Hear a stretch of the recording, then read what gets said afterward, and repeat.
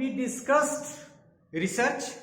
Though research is also an educational research, so there may not be any further need to talk of educational research, but we usually do. We talk of educational research. Of course, the research is a very comprehensive concept, and educational research is also a research.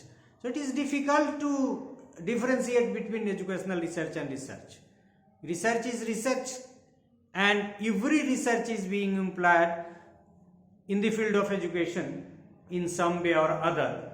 But from different sources I have seen that there is research, there is a concept of research, and again there is a concept of educational research. So we shall be talking on educational research now. As for the definition given by W.M. Travers, T-R-A-V-E-R, Travers, T-R-A-V-E-R-A-C, और ध्यान से इसलिए कि गलत नहीं हो, ये define करते हैं एजुकेशनल रिसर्च को. Educational research is that activity which is directed towards the development of science of behavior in educational situations. एकदम स्पेसिफिक कर दिया है मतलब. So from here you can pick that it is talking in terms of the science of behavior in educational situation. The next definition of educational research is of F.L. Whitney, W-H-I-T-N-E-Y. How Whitney defines educational research aims to make contribution towards the solution of problems in the field of education by the use of scientific and philosophical method, the method of critical reflective thinking.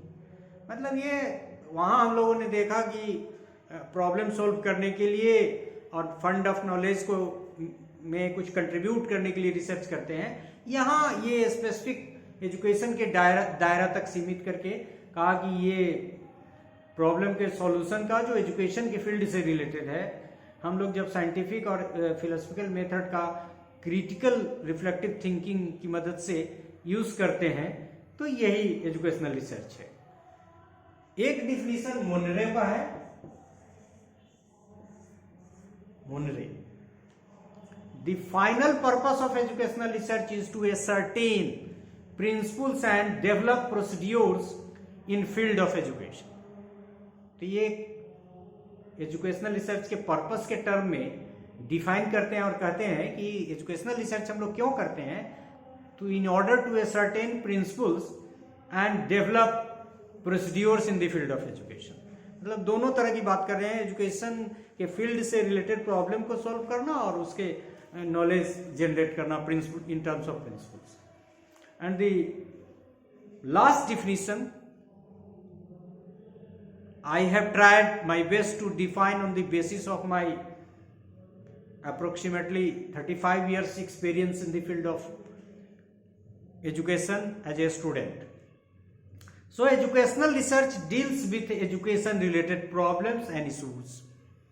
It may be associated with input, output and process of education that deals with policy, planning, financing and managing of teaching learning process.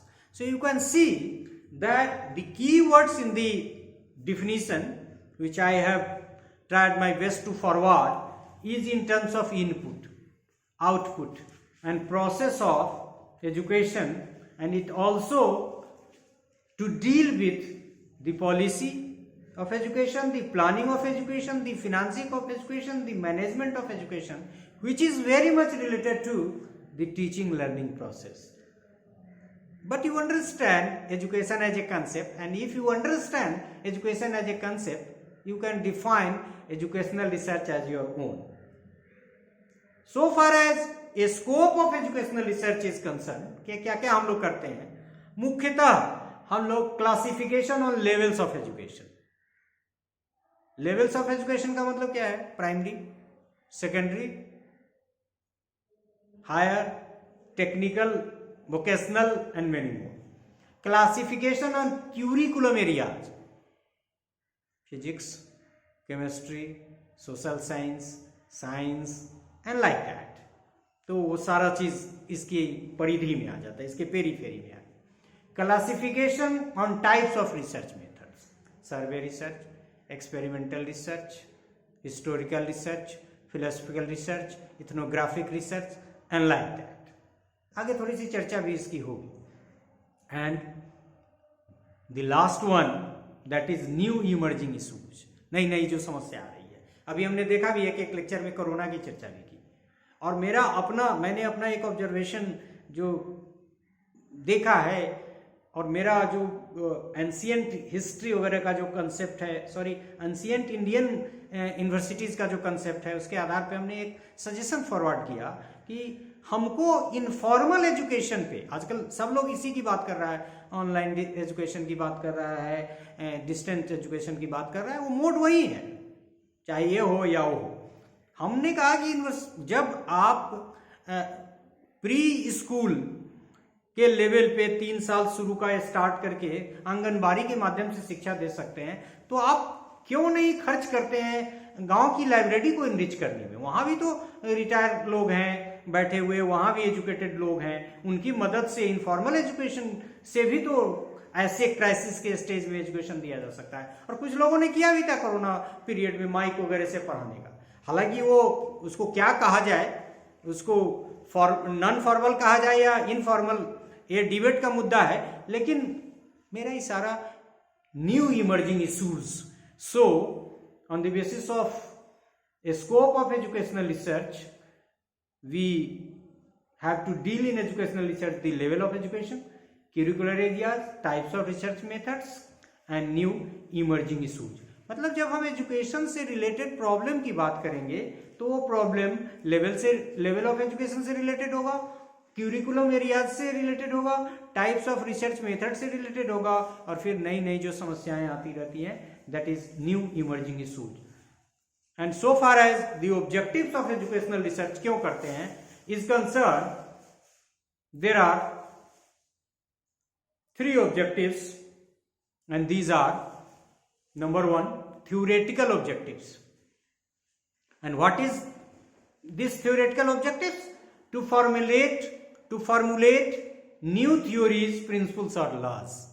मतलब हम शिक्षा से related नए theories को, नए principal और laws को क्या करें? फॉर्मुलेट करें। तो सो थ्योरेटिकल ऑब्जेक्टिव, और ये जो थ्योरेटिकल ऑब्जेक्टिव हमारा है, इसको हम लोग कह सकते हैं कि it is explanatory in nature. So theoretical objectives का पर्पस तो जो है सो है ही, लेकिन ये जो रिसर्च है जिसका नेचर थ्योरेटिकल है, वो एक्सप्लेनेटरी इन नेचर है। दूसरा जो हमारा ऑब्जेक्टिव है वो factual objectives. And factual objectives में क्या आता है? To find out new facts, और इसको डिस्क्रिप्टिव इन नेचर हम लोग कहते हैं। जैसे पहले को थ्योरेटिकल वाले को क्या कहा? Explanatory in nature. नेक्स्ट को जो फैक्चुअल ऑब्जेक्टिव्स है उसको हम लोग डिस्क्रिप्टिव इन नेचर कहते हैं।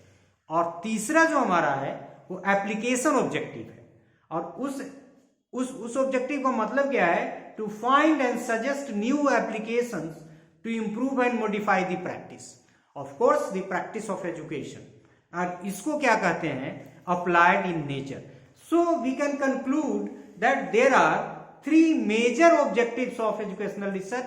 Number 1, theoretical objectives, which is explanatory in nature; factual objectives, which is descriptive in nature; and application objective, which is applied in nature. So, in order to understand the educational